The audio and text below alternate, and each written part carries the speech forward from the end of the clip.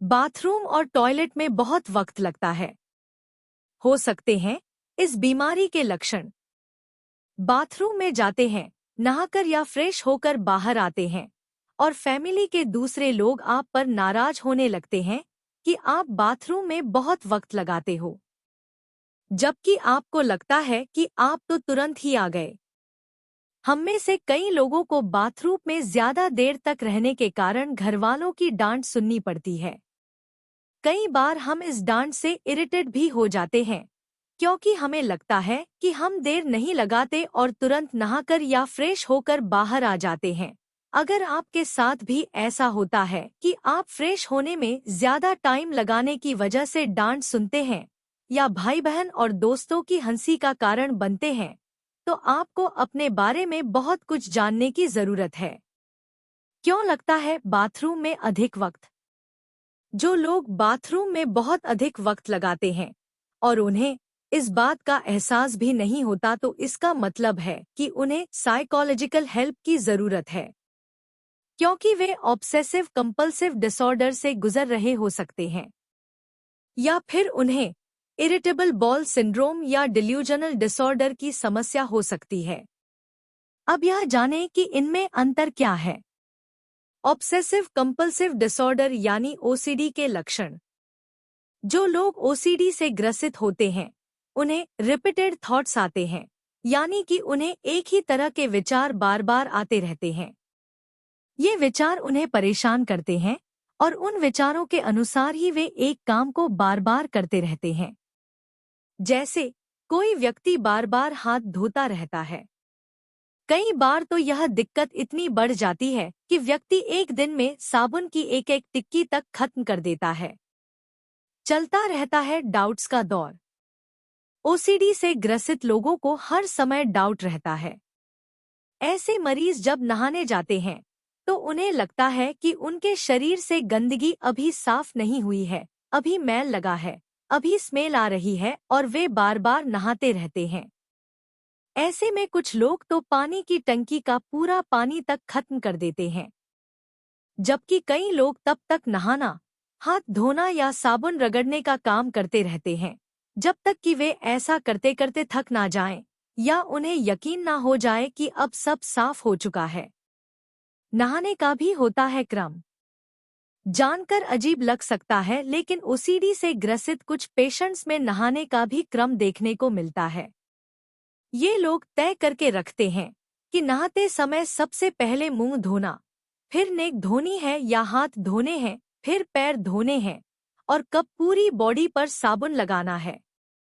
अगर यह क्रम टूट जाता है तो ये फिर से इसे दोहराते हैं, यानी एक बार फिर से शुरुआत से नहाते हैं। इस कारण इन्हें बाथरूम में बहुत वक्त लगता है। चलती रहती है काउंटिंग।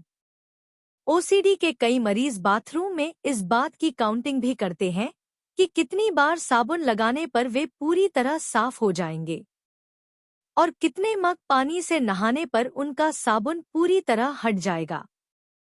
वे अपनी इस काउंटिंग को पूरा करने में लगे रहते हैं, फिर चाहे उन्हें और अधिक पानी की जरूरत ना हो। उनकी यह काउंटिंग सामान्य जरूरत से कहीं अधिक होती है। बार बार कपड़े धोना। कुछ लोगों को कपड़े धोने में बहुत वक्त लगता है। इनमें इनर्स भी शामिल हैं। ओसीडी के इन पेशेंट्स को लगता है कि एक बार साबुन लगाने से कपड़े साफ नहीं हुए हैं और इन्हें अभी और साबुन लगाने की जरूरत है। यह दिक्कत महिला और पुरुष दोनों में पाई जाती है, लेकिन पुरुषों की तुलना में यह महिलाओं में अधिक देखने को मिलती है। पोटी धोना और प्रेशर लगाना। ओसीडी के कुछ मरीजों को न सिर्फ नहाने में बल्कि पोटी जाने में भी बहुत वक्त लगता है। कुछ पेशेंट तो पोटी जाने और नहाने में ही 5 से 6 घंटे लगा देते हैं। इन्हें बार बार लगता है कि अभी इनका पेट साफ नहीं हुआ है और ये फिर प्रेशर लगाते हैं। क्लीनिंग के बाद खड़े होते हैं और फिर लगने लगता है कि अभी भी प्रेशर आ रहा है। यही क्रम चलता रहता है जब तक कि इन्हें यकीन ना हो जाए कि अब सब ठीक है।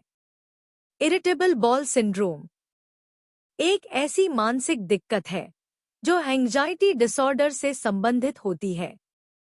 इसमें भी पीड़ित व्यक्ति को बाथरूम में ज्यादा वक्त लगता है, लेकिन यह सिंड्रोम ओसीडी से टेक्निकली अलग होता है। क्योंकि ओसीडी का पेशेंट एक बार बाथरूम में जाता है तो कई घंटे बिताकर बाहर आता है, जबकि इरिटेबल बॉल सिंड्रोम का पेशेंट बार बार बाथरूम में जाता है लेकिन नॉर्मल टाइमिंग में बाहर आ जाता है। बार बार पोटी आना। इरिटेबल बॉवल सिंड्रोम से ग्रसित मरीज को बार बार यह एहसास होता है कि उसे पोटी का प्रेशर बन रहा है, जबकि वास्तव में ऐसा होता नहीं है और मरीज बार बार बाथरूम के चक्कर लगाता रहता है।